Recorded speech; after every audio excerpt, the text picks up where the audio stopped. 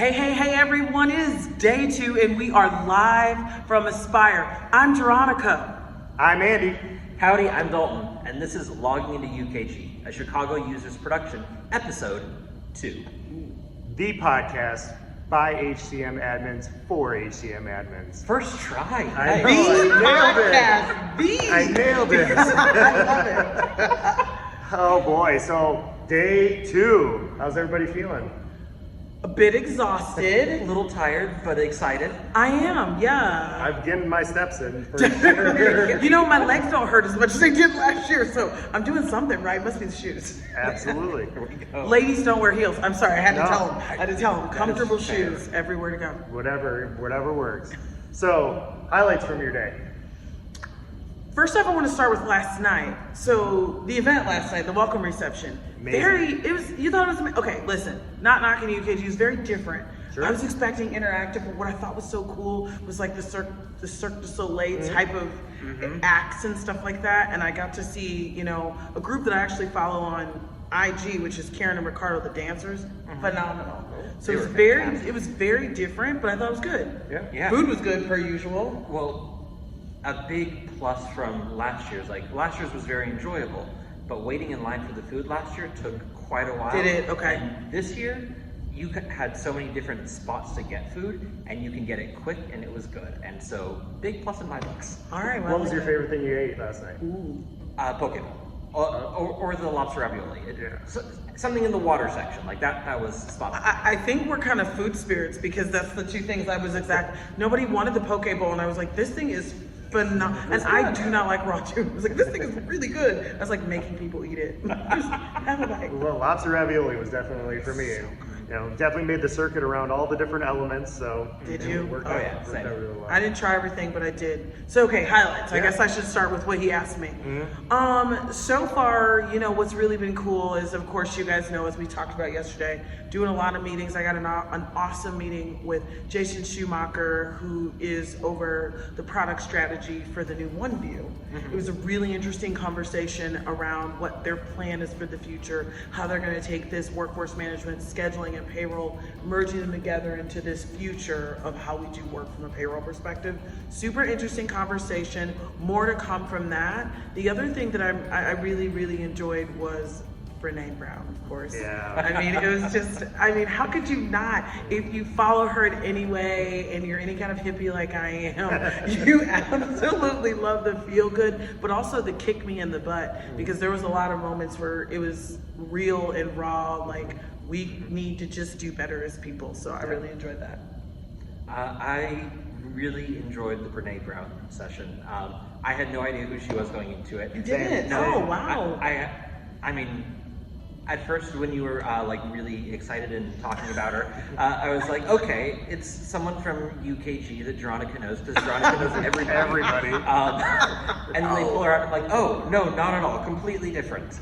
But it was really enjoyable to hear her speak. She had a lot of really good insights, and a lot of things that made me just think about how she was framing it.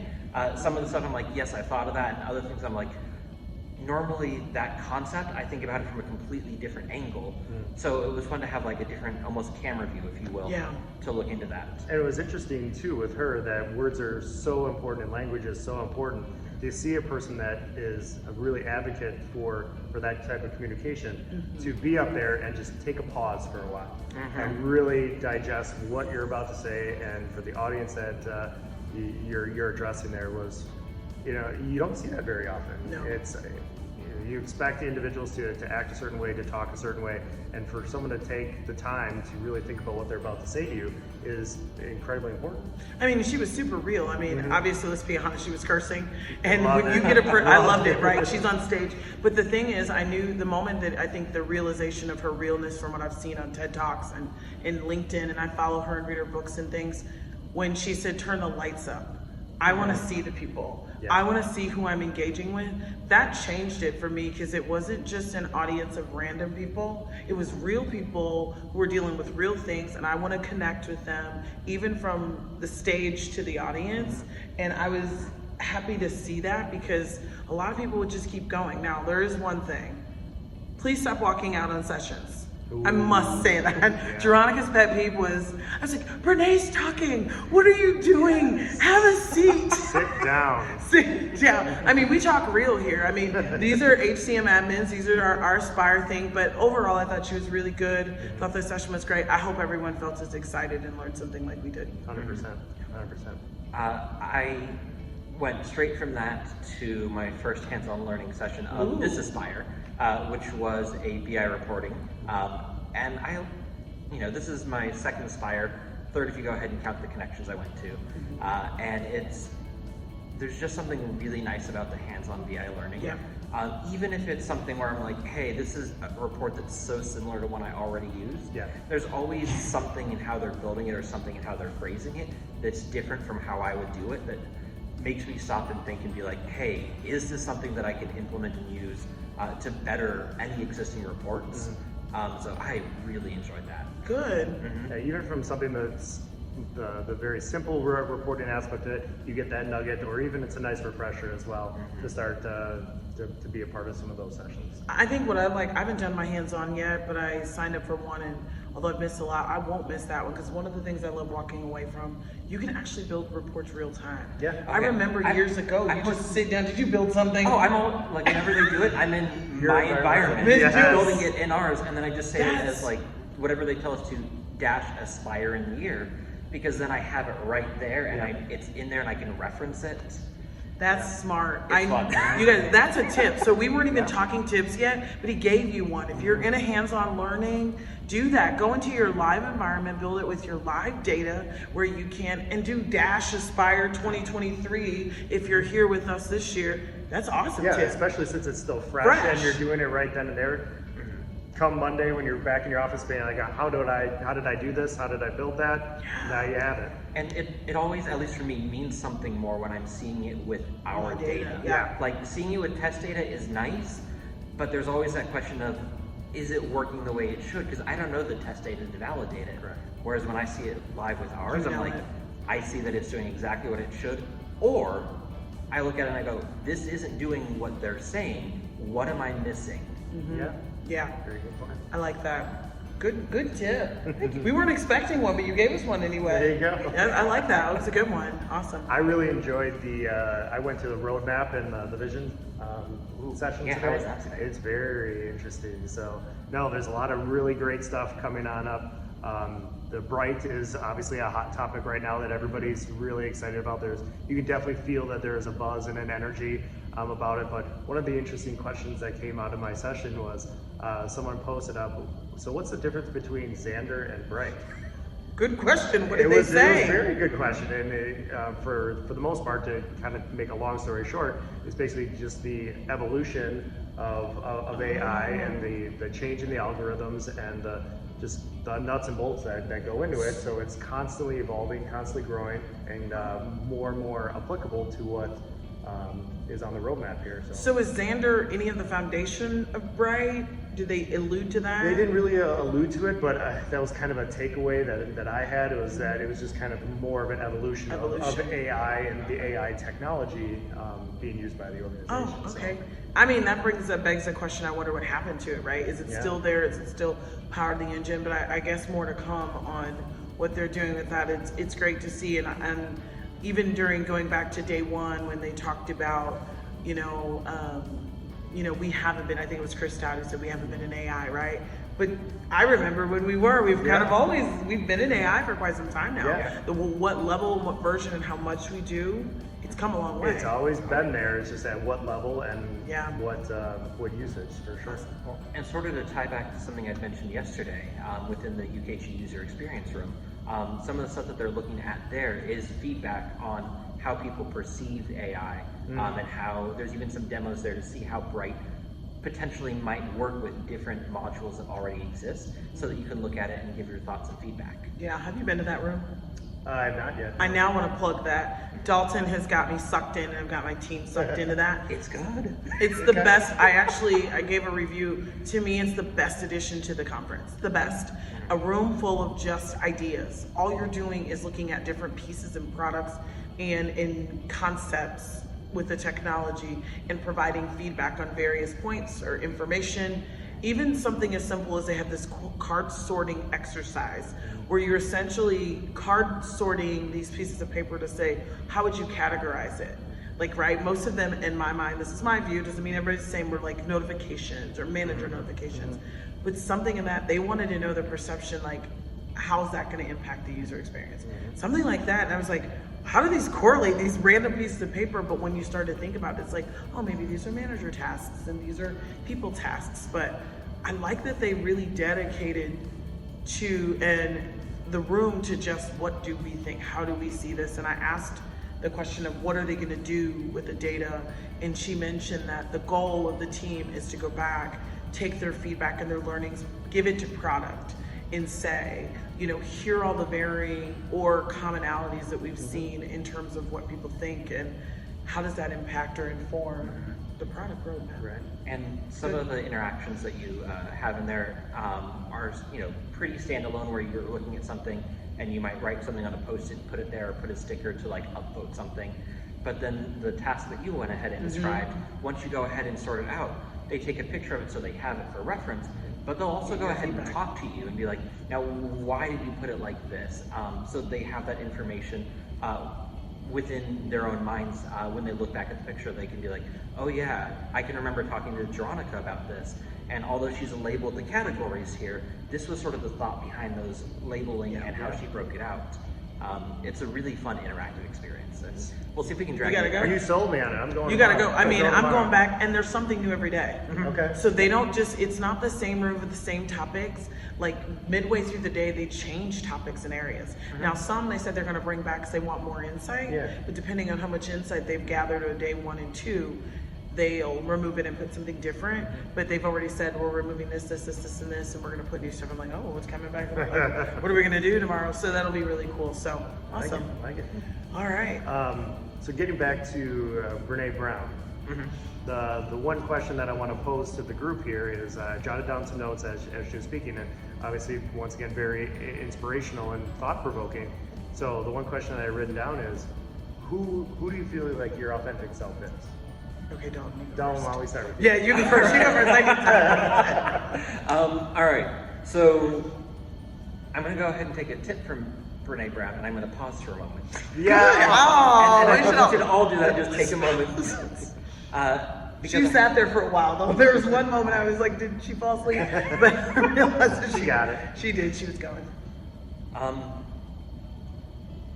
So it's all right there because I know who I am. We'll see if I can communicate it clearly and effectively. Okay. Authentic self. I am a son. I am the older brother to a wonderful younger sister that I affectionately refer to as my twerp sister. Okay. Love her to death, and she is probably, you know, my best friend for most of my life, and I love that. I would say that strong value that I hold and try to lead with is a strong sense of principled love. And so that's something that is usually in the forefront of how I try to approach interactions. And that, I would say, is what I feel most guilty about if I look back on something and realize I haven't approached an interaction that way. What do you mean principled love? So there's an idea that love can be either really like structured or really loosey-goosey without any boundaries. And the idea is unconditional love, but not unconditional love in a way that makes yourself a doormat. Oh, So, okay. I like that. So you have standards for everyone that you're expressing love towards and for. It doesn't mean that they're not, you know, a person if they don't, or that they're not like a good person if they don't meet those standards. It just means that you can see where they can meet it, and you're expressing that towards them. And then you can always go ahead and, you know, just like people, those standards that you have for them are going to grow as you get to know them and as you see them grow. So it's never a static thing. But it's making sure that you are seeing the best potential in them, helping them live up to it while making sure that you're not sacrificing the best potential in you while you do that. Wow. I love that. So that That's I why think you're is so cool. well, there's that, but then I also am extremely silly and mischievous, and so that sort of ties right in. And I think that's what makes it cool. Yeah. Yes, that absolutely makes. Is it my turn? Oh Yeah. gosh, it's mine. You got this. Well, I mean, I like you said, Dalton. I know who I am. At the core of everything, I know who I am. Who is my authentic self? I mean, I kind of live by a few pillars, right? God-fearing. I'm not religious, but I believe, and I say I'm not religious because religion shouldn't rule your life. Those are traditions. Those are just constructs. But God is who rules my life and how that plays into what I do. I'm a fearless musician. That's at the core of what I do. Music is like the center, the control. It is the mechanism that matters, that gets me going. And pretty much everything around me is surrounded in that in my normal life. And then that kind of shows up because it's that creative aspect, right? I think creatively, I feel creative, I surround myself with creatives. I love people that are the glass is half full because I'm super positive. There's bad days, there's bad moments, but there's not a bad life. Yeah. I feel like you just leave it where it is and you figure out how to move forward. I've never heard of the concept of principled love, but I absolutely believe with leading in love, right? 100%. And I'm the type of person, I give you 100% trust, and then it's up to you to determine how our relationship forms from that. My authentic self is also being a crazy, goofy mom, and a sister that I really believe in hugs, and I'm one of those warm and fuzzy people. I'm like that. So, but most importantly, even past that, I want people to feel like I'm family, whether we work together, we are biologically family, we are familial because we are in the same circles. So when I think of family, I think of treating people with dignity and respect and love, no matter who they are, at what element they are in life. And I struggle with people who don't do that. Yeah. And so I like to really just be that person. So that's why I'm probably overly intimate. And that's why I know so many people. Yeah. I'm like, hey everybody, because everybody's family. So those are some of just who I am. And when I wake up and people look back, I want them to be like, you know what, she was kind. Yeah. She was hard. That's most important. She was hard, and she drove, and she really had high expectations. But I knew she loved, and she came from a good place. Yeah. I have a question on one of the things that you Yeah. said. You mentioned musical as part of who you are as your authentic self. Is that surrounding yourself with music? Is that playing music? What does that mean to you as part of that? So, we haven't really done a who am I, right? No. So I'm we know that you know me. I'm a musician, so We know that you sang at the 2020. I did it with my Michael Bublé, the love of my life. Oh, sorry to his wife. It's not that way. But I'm a musician. My son's a musician. Music is just, it's a part of my fabric of my DNA. I don't know where, I don't know how. My family I have music in my family, but it doesn't matter what it is. And so whether it's listening, whether it's playing, it's singing, it's just being influenced by different types of music. I love all types except heavy metal. I apologize for any bands. I even like things like Slipknot and stuff, but music to me is the most form of creativity. Okay. Everybody doesn't agree because it's not their creative outlet, but it's mine. So I can take any song anywhere. It doesn't matter if it's country, if it's rap, if it's hip, it doesn't matter. And I can relate that to life in some form or fashion. And that right there, That's really fun. that I gets me want to talk going. more later about Oh, we'll this. talk more. Well, since Michael Bublé is listening right now, what do you Hi, have to Michael. say? I really enjoyed our experience. I want to thank you for the opportunity to sing with you. My voice wasn't at its best, so if there's ever an opportunity we need to replay this, get in the studio, really do the thing, call us, or just like us and subscribe and send me a message on Spotify. Well, man, you guys blew me away with both of yours. Mine's not as in depth as all of yours, but I feel like I am a trustworthy, kind individual, very family oriented, with my loving wife and my two kids. Shout out. Avid sports fan, love professional wrestling. So with talking to or listening to Brene earlier today and saying how being such an introvert, I could totally relate to that type of feeling, because that's how I feel I am and how I project myself, but I love putting myself into situations where I can overcome that fear, overcome that, I'm not really nervous about public speaking, but just putting myself into situations where I can do things that are outside my norm. And use my kind of creativeness to help escalate or put a spin or a funny quirk on whatever topic it might be. A few years ago, I did a Disrupt to HR conference where I was comparing HR data and being a data storyteller to professional wrestling. So, and if you haven't seen some of the pictures or the presentation, it is. What was that at? It was a Disrupt HR. It was out of our Madison location. So it's out there, people. It's out there. So, but no, just kind of thinking of creative ways and utilizing the things that either I've grown up with or the things that I love in life. And they say you're never going to work a day in your life if you're doing something that you love. And that's how I feel every single day with what I do with UKG, and then my personal life as well with my family. It's you doing the things you love, because then you're never gonna have to work a day in your life. And that's kind of my outlook on life. So wrestling, is that WWE, like that kind of wrestling? Oh yeah. Oh, it's like my kid and you would be best friends wrestling. Absolutely. He made me go to that thing. It was like 5 hours. And it was awesome, wasn't it? I might have been sitting next to the man going, how did we get here? I don't even know who this guy was. I'm like, how did we get here? He's like, our kids. Yes. I'm like, oh gosh. You should have seen Andrew's face. Somewhere here in the convention center, there's a giant poster for like a live event. A holiday like wrestling live event. And he had this look like, I'm coming back in December. No wonder my kid's like, who is the Roman Reigns or something? He's like, I was like, oh my God, who are these people? He's like, Mom, oh my God. I'm like, oh my God.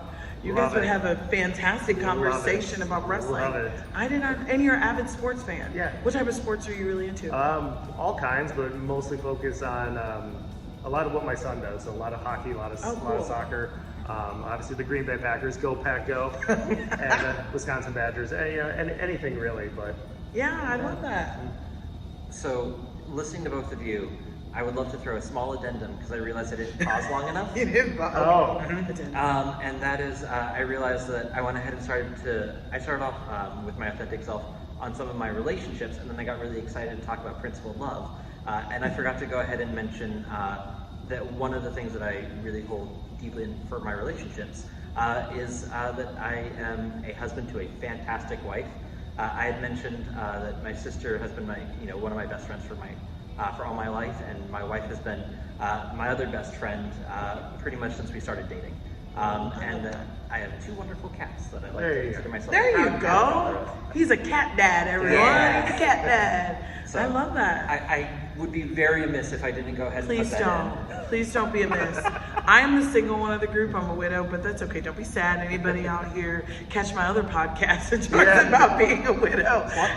Plug it. Plug the podcast, right? Widowhood and We Freshmen. This is just a one of many. Pretty soon he's going to be doing a wrestling podcast. He'll be talking about the principles of love, which I really love. It'll be awesome. We'll be doing so many things. I think this is really, what I like about this question that you asked is, we've gotten to learn a little bit more, not just about the fact that we're going to be talking about UKG and the tools, but who we are as people. And I think that shows up in how we do our job and why we love what we do. Yeah. Because each one of us talked about the care and the trust and the love and all of that we have for people. And we wouldn't be in HR doing what we do if we didn't love people. That's right. I mean, it's a bottom line. And no one wants to show up and do a poor job. Right. No one signs up to say, I'm going to be the worst HR admin there is out here. Or at least, that'd be so boring. I just had an idea. For anybody that's listening, write in the comments right now what you feel your authentic self is. Ooh, that's really good. Yeah. That's really good. I'd be interested to hear. And feel free to take that moment before you start typing to pause. Yes. You can take a longer pause than I did. And if you have to make an addendum, do it. You can do it. It's okay. It's okay. Yeah, we allow that. We love you anyways. We do love you anyways. All right, so tomorrow, last day, what are you looking forward to? All right, I'll kick it off again. Younger Dalton really, really loved the movie, and still really, really loves the movie Treasure Planet. And the song I'm Still Here by the Goo Goo Dolls in there holds a special place in my heart. How's that go? You want to sing a little bit?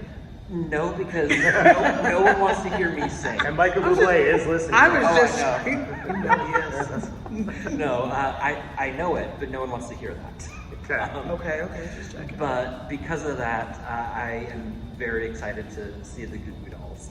It's just one of those random things where I'm like, I don't know very many of their songs, but because I know that one, I'm like, Connection. I'm excited to see them, even if they don't play that one, just to be like, all right, let's hear what else is out there from this band that has this one song that really just has a home. I love that. I hope they do it for you tomorrow. I hope so too, I but do if not, too. I'm still gonna be happy. What's the name of the song?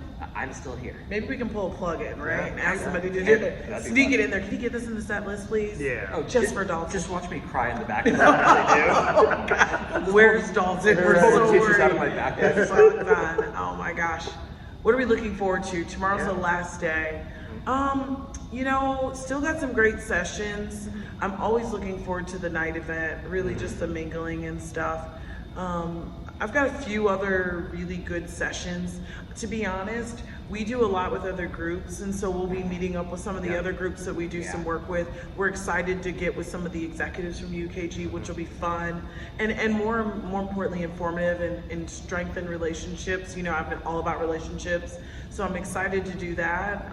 I can't remember what's on my agenda. I think I have a hands-on, but really I'm just excited to see what this final day has in store for us. What are we gonna learn? How are we gonna continue? And I am doing this really cool thing with my team. We're going to take back, so we're gonna strategize 5 things that we learned at lunch tomorrow. Nice.